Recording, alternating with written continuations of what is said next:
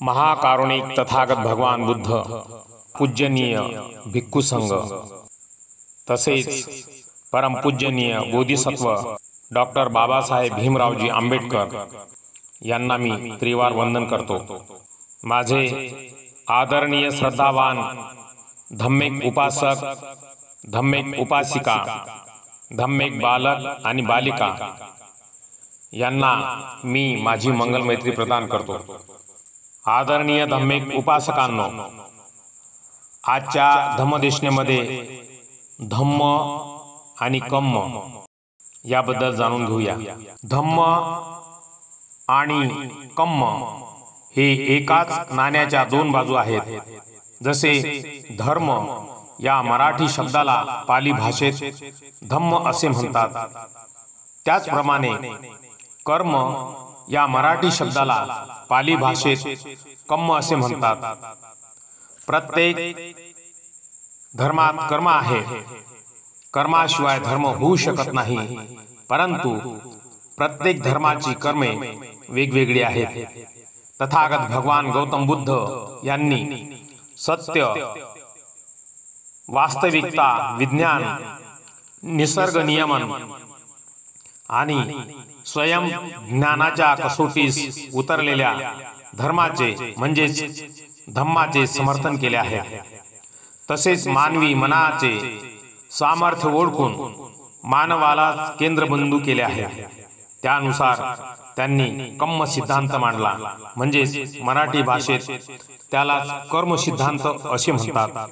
नेमके याच मराठी बोली भाषेचा फायदा घेऊन या सनातनी धर्म मार्तंडांनी तथागतांच्या मूळ पाली भाषेतले काही कम्म सिद्धांत जसेच्या तसे ठेवून आपल्या नावावर खपवले।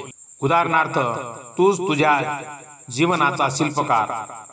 मूळ पाली भाषेत या मराठी वाक्याला अत्त ही अत्तनो नाथो असे संबोधतात।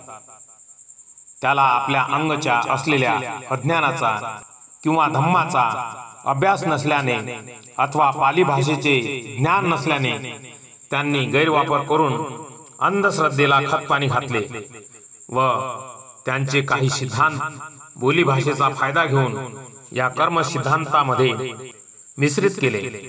त्यामुळे हा तथागतांचा मूळ शुद्ध स्वरूपातला कर्म सिद्धांत समजत नाही किंवा आपण तो जाणून घेण्याचा प्रयत्न करीत नाही। त्यामुळे त्यांनी बनविलेल्या आपल्या मानेवरचे हे जोखंड अजूनपर्यंत आपण उतरविले नाही। बोधिसत्व डॉक्टर बाबासाहेब आंबेडकरांनी दिलेल्या 22 प्रतिज्ञांचे पालन करीत नाही, त्याला कारणीभूत ते नव्हे आपणच आहोत। परंतु सत्य हे सत्यच असते। एक तरी दिवस ते आपला सत्याचा प्रकाश पाडणारच, तेव्हा मूळ उद्देशापासून फारकत घेऊन चालणार नाही। आपण भाग्यवान आहोत, आपल्याला वास्तव्यात नसलेल्या कोणी देवदूताने, देवाच्या प्रेषिताने अथवा प्रत्यक्ष कोणीही कधीही न पाहिलेल्या देवानेच हा धर्म दिलेला नसून तुमच्या आमच्या सारख्याच 2 हात, 2 पाय आणि 1 डोके असलेल्या आपला जन्म ज्या नैसर्गिक पद्धतीने होतो, अगदी त्याच पद्धतीने राजा शुद्धोधन आणि माता महामाया यांच्या पोटी जन्म घेतलेल्या मानवानेच अविरत कष्ट सोसून ज्ञानाच्या आविष्काराने सम्यक संबुद्ध होऊन हा धम्म दिला आहे। कर्म किंवा कम्म हा प्रत्येक धर्माचा आणि आपल्याही धम्माचे प्रमुख अंग आहे। धर्म आणि कर्म किंवा धम्म आणि कम्म हे एकाच नाण्याच्या 2 बाजू आहेत। त्याशिवाय धर्म किंवा धम्माला महत्त्व राहत नाही। म्हणूनच प्रत्येक बौद्ध बांधवांनी कर्म सिद्धांत समजावून त्यानुसार आचरण करणे अगत्याचे आहे। किंबहुना आपल्या दैनंदिन जीवनातल्या आपल्या कार्यातून चढउतारानेच आपण आपली प्रगती आपल्या हाताने, आपल्या कार्याने करून त्यासाठी हा कम्म सिद्धांत म्हणजे कर्म सिद्धांत समजणे महत्त्वाचे आहे। जे कार्य केल्याने आपणास समाधान किंवा दुःख लागते, परंतु सदैव कुशल कम्म होईपर्यंत दुःख किंवा पश्चाताप होतो, रात्री झोप लागत नाही, अस्वस्थता वाटते, ते कम्म किंवा कर्म म्हणजेच अकुशल कम्म होय. कम्म किंवा कर्म हे विज्ञाननिष्ठ व निसर्ग नियमाला अनुसरून नसले म्हणजे ते देखील अकुशल काम कर्म ठरते. हीच त्या कम्माला ओळखण्याची कसोटी आहे. उदाहरणार्थ, सतत मनावर ओझे असल्यासारखे वाटते. कोणीतरी आपले बिंग फोडेल. आपले रहस्य उलगडू नये म्हणून सतत भीतीच्या असमाधानी छायेत वावरणार असणाऱ्यांनी कम्म किंवा कर्म म्हणजेच अकुशल कर्म, दहशतवादी कारवाया करणे किंवा हिवाळ्यात शरीराचे तापमान न राखणे इत्यादी. जर नैतिक व्यवस्था चांगली तर मनुष्य कुशल कम्म किंवा कर्म करतो आणि नैतिक व्यवस्था वाईट असेल तर मनुष्य अकुशल कम्म किंवा कर्म करतो. तथागत भगवान बुद्धांच्या मते ही नैसर्गिक व्यवस्था माणसावर सोपवलेली आहे. मानवाकडून 3 शारीरिक, कायिक, 4 वाचिक आणि 3 मानसिक अशी 3 प्रकारची कम्म किंवा कर्मे अहोरात्र सदैव नित्यनेमाने रोजच होत असतात. म्हणूनच जो राखून बोलतो, जो विचारांना संयम करतो, जो आपल्या देहाचे दुसऱ्याच उपद्रव करीत नाही, असा मनुष्य निब्बाण मिळू शकतो. बुद्ध प्रमाणित कम्म सिद्धांत हा विज्ञाननिष्ठ व निसर्ग नियमांना अनुसरून असल्याने या दोहोंचाही कम्माशी म्हणजे कर्माशी परस्पर संबंध आहे. तर कम्माचा म्हणजे कर्माचा कर्ता हा मानव आहे. उदाहरणार्थ, झाडे तोडल्याने वने उजाड झाल्यामुळे पर्जन्यवृष्टी कमी झाली. वरील उदाहरणावरून झाडे तोडल्याचा संबंध मानवाशी निगडित आहे. हे अकुशल कर्म केल्याने नैतिक व्यवस्था वने उजाड झाल्याचे दर्शवतात.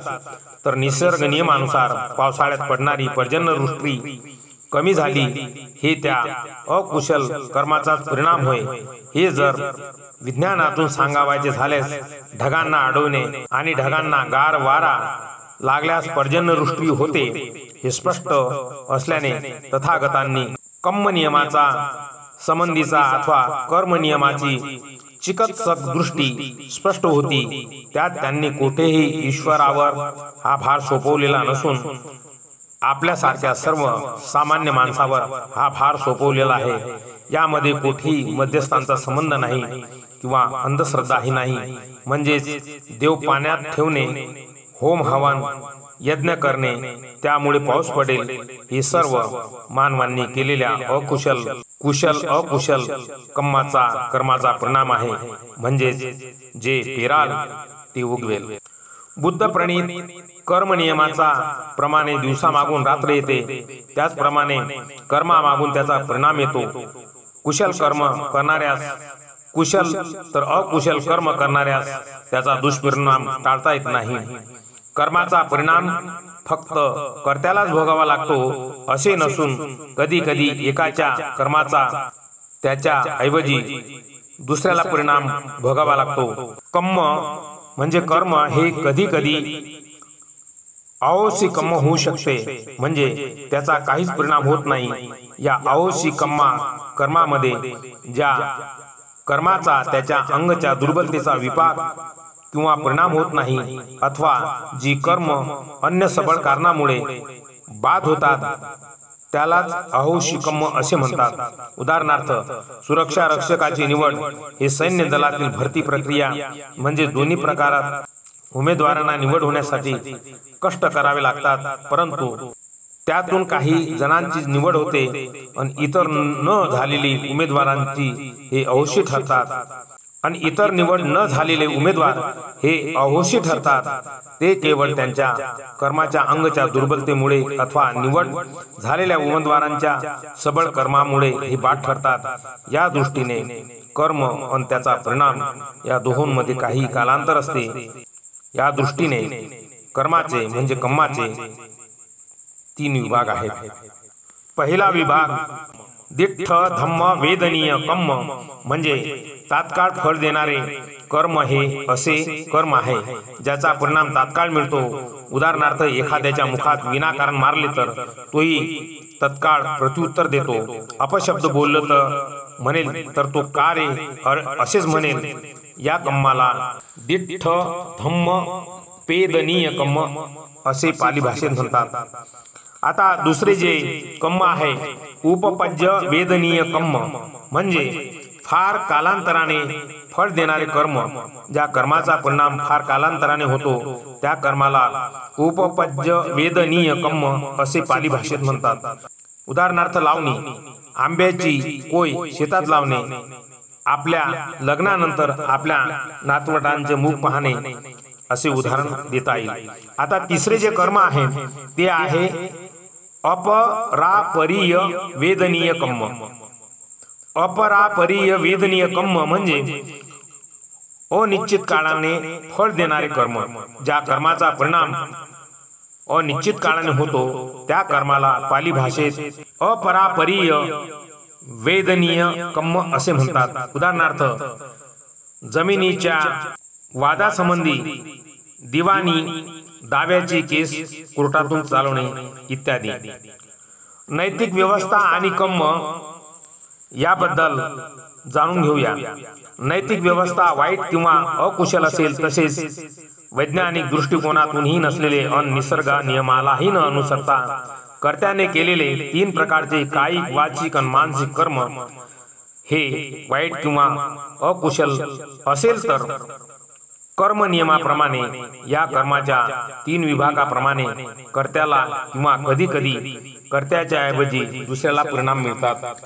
नैतिक व्यवस्था वाईट किंवा अकुशल असेल आणि मानवाने केलेले 3 प्रकारचे कायिक वाचिक आणि मानसिक कर्म हे वैज्ञानिक दृष्टिकोनातून निसर्गाला अनुसरून कुशल असतील तर कर्म नियमाप्रमाणे व कर्माच्या 3 विभागाप्रमाणे कर्त्याला किंवा कधी कधी कर्त्याच्या ऐवजी दुसऱ्यास थोडेफार दुष्परिणाम मिळतील। मात्र नैतिक व्यवस्था चांगली अथवा कुशल झाल्यास कर्त्याला किंवा कर्त्याच्या ऐवजी दुसऱ्याला चांगले कुशल परिणामच मिळतील। नैतिक व्यवस्था चांगली किंवा कुशल असेल तर मानवाने केलेले 3 प्रकारचे कायिक वाचिक आणि मानसिक कर्म हे वैज्ञानिक दृष्टिकोनातून निसर्गाला अनुसरून कुशल असतील तर कर्म नियमाप्रमाणे व कर्माच्या 3 विभागाप्रमाणे कर्त्याला किंवा कधी कधी कर्त्याच्या ऐवजी दुसऱ्याला निश्चितच चांगले कुशल परिणामाचे फळ मिळेल। नैतिक व्यवस्था चांगली किंवा कुशल असेल आणि मानवाने केलेले 3 प्रकारचे कायिक वाचिक आणि मानसिक कर्म हे वैज्ञानिक दृष्टिकोनातून निसर्गाला अनुसरून कुशल असतील तर कर्म नियमाप्रमाणे व कर्माच्या 3 विभागाप्रमाणे कर्त्याला किंवा कधी कधी कर्त्याच्या ऐवजी दुसऱ्यास थोडेफार चांगले परिणामाचे फळ मिळेल। मात्र नैतिक व्यवस्था वाईट किंवा अकुशल झाल्यास कर्त्याला किंवा कर्त्याच्या ऐवजी दुसऱ्याला दुष्परिणाम भोगावे लागतील। 2 प्रकारच्या नैतिक व्यवस्थेची तसेच वैज्ञानिक आणि निसर्ग नियमाला अनुसरून अथवा अनुसरता कर्त्याने केलेल्या 3 प्रकारच्या कायिक वाचिक आणि मानसिक कुशल अकुशल कर्मांशी ताडून पाहावे, तेव्हा कुशल कर्मापासून होणारा लाभ प्रत्येक कुशल कर्म करणाऱ्याला मिळतो आणि अकुशल कर्माचा दुष्परिणाम कोणाला टाळता येत नाही। म्हणूनच तथागत भगवान बुद्ध आपल्या उपदेशात सांगतात, असे कुशल कर्म करा म्हणजे मानवतेला चांगल्या नैतिक व्यवस्थेचा लाभ होईल। कारण कुशल कर्माने नैतिक व्यवस्था कुशल राखली जाते। अकुशल कर्म करू नका, कारण त्यामुळे नैतिक व्यवस्थेची हानी होते आणि मानवता दुःखी होते। ह्या सर्व बाबी विचारात घेतल्यास तथागत भगवान बुद्धांच्या कर्माचा नियम अनिवार्य असल्याने त्याला कुठेच बाधा येत नाही। व्यक्ती येतात आणि जातात, पण विश्वाची नैतिक व्यवस्था कायम राहते। त्याप्रमाणेच ही व्यवस्था वाढविणारा कर्म नियम अप्रतिहत राहतो। इतर धर्मात कर्माचे फळ हा ईश्वर देतो असे समजतात, परंतु बुद्ध धर्मात ईश्वराऐवजी ते स्थान नीतीला प्राप्त झाले आहे। म्हणजेच कर्माचे फळ ही नीती देते आणि ही नीती केवळ मानवासंबंधीच असते, त्याचा सद्भाग्याशी किंवा दुर्भाग्याशी काहीच संबंध नाही।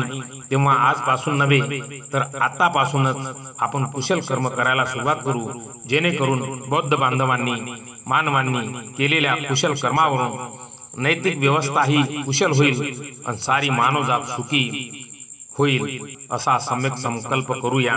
आजच्या धम्मदेशनेमध्ये एवढेच।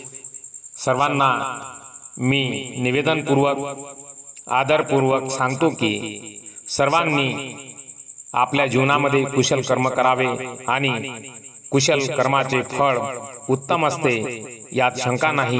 म्हणून नेहमी कुशल कर्माचा संचय करावा। तशी तथागतांनी मानवहितासाठी सांगितलेलेच आहे। सब्ब पापस्स अकर्णं कुशलस्स उपसंपदा सचित्त पर्योदपनं एतं बुद्धान शासनं।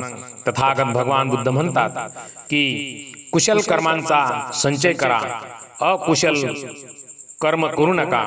कुशल कर्मांचा संचय करून पुण्य संपादित करा। आपल्या चित्तामध्ये नेहमी कुशल कर्म करण्याची भावना ठेवा। हीच तथागतांची शिकवण आहे, हेच बुद्धाचे शासन आहे।